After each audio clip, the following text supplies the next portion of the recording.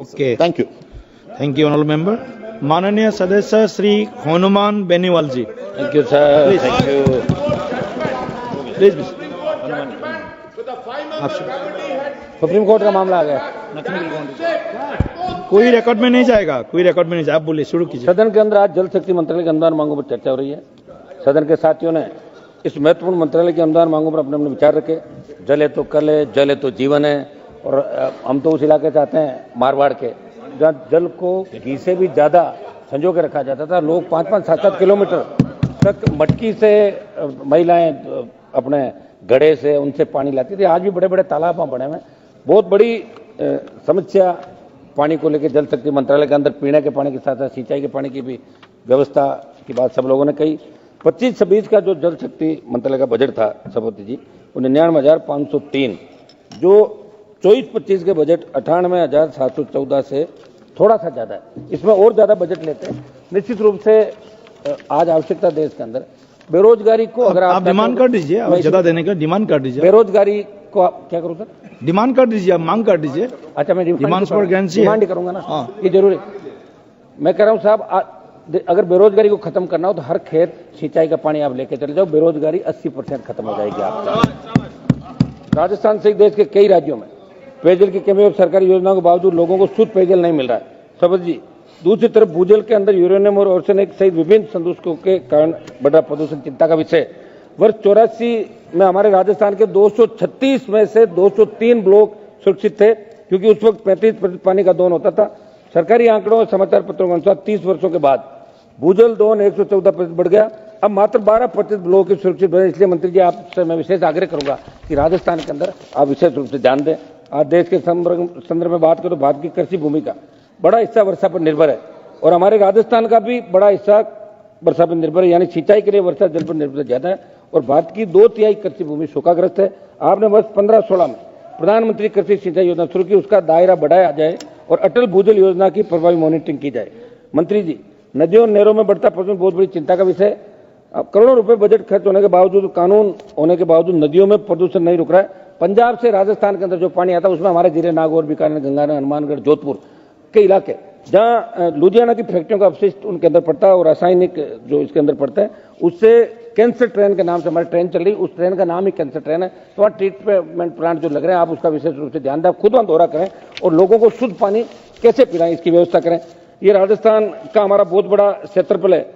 राजस्थान कृषि प्रधान राज्य है सभापति। यहाँ जीवन यापन के लोग कृषि पर निर्भर रहते हैं तथा कृषि का विकास सिंचाई पर निर्भर है, लेकिन वहाँ सिंचाई के साधन नहीं है। कोटा, हनुमानगढ़, गंगानगर और कुछ इलाकों को छोड़ दे तो बाकी वर्षा पर सारा राजस्थान निर्भर है। राजस्थान में कुल सतही जल का मात्र 1.16% जल उपलब्ध है और 61.11% हिस्सा मरुस्थल है। जनवरी 2024 तक प्राप्त सरकारी आंकड़ों के मुताबिक हमारे राजस्थान में इंदिरा गांधी नहर और जल संसाधन विभाग के अधीन मात्र 39,43,43,155 हेक्टेयर सिंचित क्षेत्र है, जबकि हमारे नागौर सहित पश्चिम राजस्थान की बात करें तो केवल और केवल बारिश पर निर्भर है। समझ महोदय, ERCP की तर्ज पर WRCP, ERCP मैं जल शक्ति मंत्री जी से पूछना चाहूंगा कि हमारे पूर्वी राजस्थान के 13 जिलों में पेयजल और सिंचाई के लिए ERCP योजना बनी। वो हमने खूब सदन के अंदर मामले उठाए, आंदोलन में चले, जिसे आपने और राजस्थान सरकार ने संशोधित करके PK ERCP नाम दिया। अब राजस्थान सरकार ने उसका नाम राम सेतु लिंक परियोजना किया। क्या भारत सरकार इसके लिए 90% राशि देगी या नहीं, ये अभी उल्लेख नहीं हुआ। और आपने जो राजस्थान और मध्य प्रदेश में MOU करवाया, उसमें राजस्थान और MP को कितना कितना पानी मिलेगा, ये भी आप क्लियर करें। दूसरा मेरा निवेदन, मेरे संसदीय क्षेत्र के नागौर, डीडवाना, कोचामन जिले के साथ पश्चिम राजस्थान के तमाम वो 1 दर्जन जिले जिनके लिए ERCP की तरफ पे WRCP आप पश्चिम राजस्थान नहरी परियोजना विकसित करें और एक राष्ट्रीय परियोजना का उसको आप नाम ऐसे क्या करें। यमुना जल समझौता और राजस्थान और हरियाणा के बीच यमुना जल समझौते को लेकर दिल्ली में राजस्थान और हरियाणा के CM की मंत्री जी के साथ मीटिंग हुई, पाटिल साहब के साथ। राजस्थान के मुख्यमंत्री ने कहा कि राजस्थान के शेखावाटी अंचल, सीकर, झुंझुनू और इन इलाकों को हम पानी देंगे पीने का, सिंचाई का। मैं आपको पूछना चाहता हूं मंत्री जी, वो समझौता क्या था? क्या वो हवा के अंदर था, वास्तविक था? तो उसका कुछ बताना तो सही था कि हम जाके उस बात को कहें। ये मेरा निवेदन। सीकर, चूरू, झुंझुनू के अंदर पानी कैसे मिले? पंजाब से मिले राजस्थान के हिस्से का पूरा जल।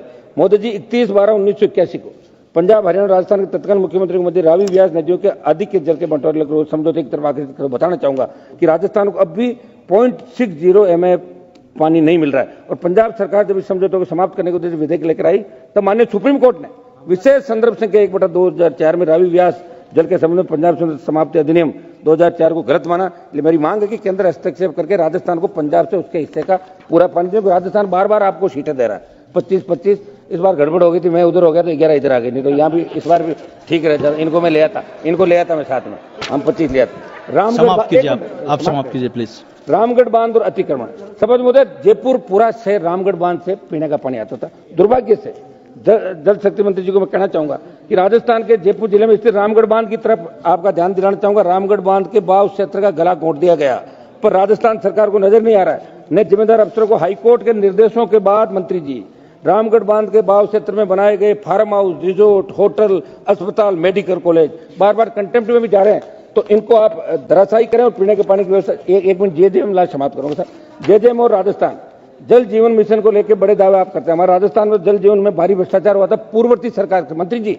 जल जीवन मिशन में पूर्ववर्ती सरकार के समय भारी भ्रष्टाचार राजस्थान के अंदर, पुरानी सरकार थी, और वहां के जल जो मंत्री थे उनके घर ईडी की रेड हुई, सीबीआई की रेड हुई, और आपने घोषणा पत्र के अंदर ये बात कही जैसे हम सत्ता के अंदर आएंगे उन सबको सलाखों के पीछे डालेंगे, सीबीआई जांच करेंगे। मैं आपको बताना चाहूंगा यहाँ के आपके जो पूर्ववर्ती सरकार मतलब, एक मिनट साहब कर रहा हूँ, पूर्ववर्ती सरकार कौन है? पूर्ववर्ती का बता दिया ना, राजस्थान की पूर्ववर्ती। हाँ, राजस्थान की पूर्ववर्ती सरकार के मंत्री के घर पे ईडी की रेड हुई। आपने ये कहा कि आप हमें वोट दो, हम जांच कराएंगे, लेकिन वो बात आगे नहीं बढ़ी, 1.25 साल से वहीं पड़ी। हम चाहते वो भी जांच करो, ये भी करो। एक मिनट समाप्त खत्म कीजिए। समझ होते ये आप इनकी जांच तो कराओगे। फर्जी कंपनी से ये सर्टिफिकेट इन्होंने 900 करोड़ से अधिक राशि के टेंडर कर दिए, कंप्लीट हो गए, गांव से लिखा दिया इन लोगों ने। और राजस्थान में जो जन स्वास्थ्य अभियंत्रिक मंत्री अभी वर्तमान में, वो भी भ्रष्टाचार में लिप्त अफसरों की फील्ड पोस्टिंग दे रहे हैं। धन्यवाद जी, हनुमान बेनीवाल जी, बहुत बहुत धन्यवाद। माननीय सदस्य श्री चंद्रशेखर जी, चंद्रशेखर जी, 30 सेकंड पक्का? हाँ ठीक है, ठीक। मैं आपसे यही मांग करूंगा कि आपके दल की कथनी और करनी में कोई अंतर नजर नहीं आना चाहिए। आप जांच कराएं। मेरी मांग है कि राजस्थान में जल जीवन में तमाम घोटालों की जांच आप सीबीआई से करवाएं और दोषी नेताओं के खिलाफ कार्रवाई करें। राजस्थान और पानी का, एक मिनट समाप्त कराओ श्री चंद्रशेखर जी, सर एक सेकंड प्लीज सुनिए। हम देखो श्री चंद्रशेखर, आप शुरू कीजिए, आपका समय शुरू हो गया। चंद्रशेखर जी, आपका समय शुरू हो गया जी।